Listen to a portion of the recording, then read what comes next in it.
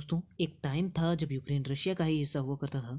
लेकिन उस time Russia नहीं बल्कि यूएसएसआर होता था।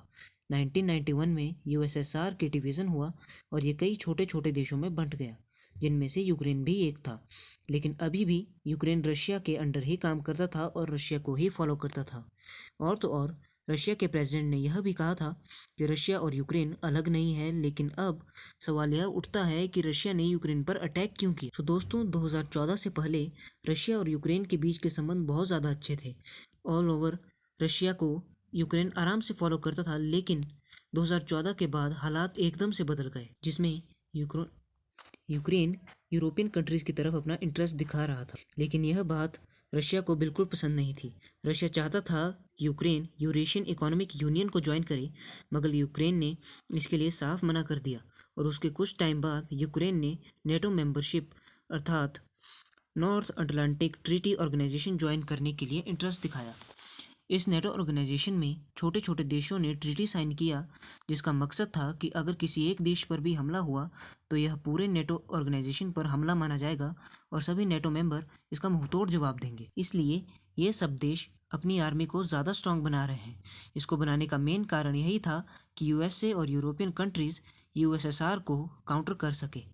आज की डेट में नेटो लगभग 30 मेंबर्स का ऑर्गेनाइजेशन है।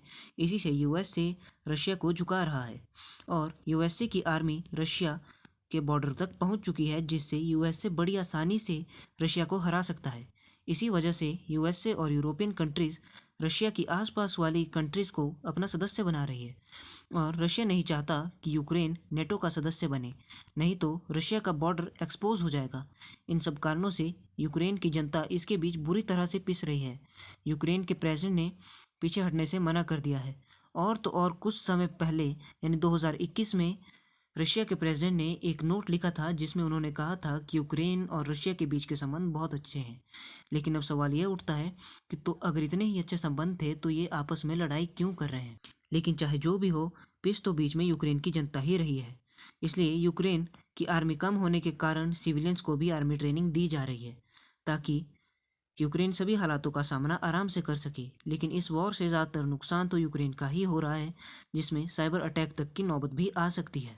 दोस्तों, ये बात तो की हमने कि यूक्रेन और रशिया लड़ क्यों रहे हैं, लेकिन अब बात होगी कि इसका इम्पैक्ट भारत पर किस प्रकार से पड़ रहा है। तो दोस्तों, इससे फिजिकली इंडिया का कोई नुकसान नहीं होगा, लेकिन हाँ, इकोनॉमिकली यानी आर्थिक रूप से काफ़ी ज़्यादा नुकसान हो सकता है, क्योंकि यूक्रेन और रशिया में स्टॉक मार्केट बहुत बुरे तरीके में गिरी हुई है, जिससे अगर इंडिया दोनों में से किसी का भी साथ देगा तो लॉस इंडिया का ही है। दोस्तों, हम जानते हैं कि रशिया एंड इंडिया बहुत ज़्यादा अच्छे दोस्त हैं। इनफैक्ट रशिया इंडिया को बहुत ज़्यादा आर्मोर्स और हथियार प्रदान करता है और वेस्टर्न कंट्रीज़ भी इंडिया की काफ़ी अच्छी ट्रेडिंग पार्टनर्स है। इस वजह से इंडिया किसी का भी साथ नहीं दे सकता। बहुत सी कंट्रीज़ ने रशिया पर सैक्शन लगाने का दावा किया है, ताकि वे लोग रशिया को आर्थिक तौर पर गिरा सके। जैसा कि हम लोग जानते हैं कि रशिया दुनिया का तीसरा सबसे बड़ा कच्चा तेल प्रोड्यूस करने वाला देश है। रशिया पर सैक्शन लगा देने के बाद यूरोपियन कंट्रीज़ में कच्चा तेल आना बंद हो चुका है, जिससे कच्चे तेल की कीमतों में काफ़ी इजाफा हुआ है। जैसा कि आपने देखा है कि कोविड और कुछ अन्य कारणों के कारण डीजल की कीमतें 100 रुपये पर लीटर तक पहुंच गई थी और यूक्रेन और रशिया के बीच के विवाद से इसकी कीमतें और भी ज़्यादा बढ़ेंगी, जिसका सीधा प्रभाव आम जनता पर पड़ेगा। इस वॉर के कारण ट्रांसपोर्ट का खर्च भी बढ़ेगा, जिससे यदि ट्रांसपोर्ट का खर्च बढ़ा तो यातायात के दाम भी बढ़ेंगे, जिसके कारण भारत की आर्थिक स्थिति बहुत बुरे तरीके से प्रभावित होगी।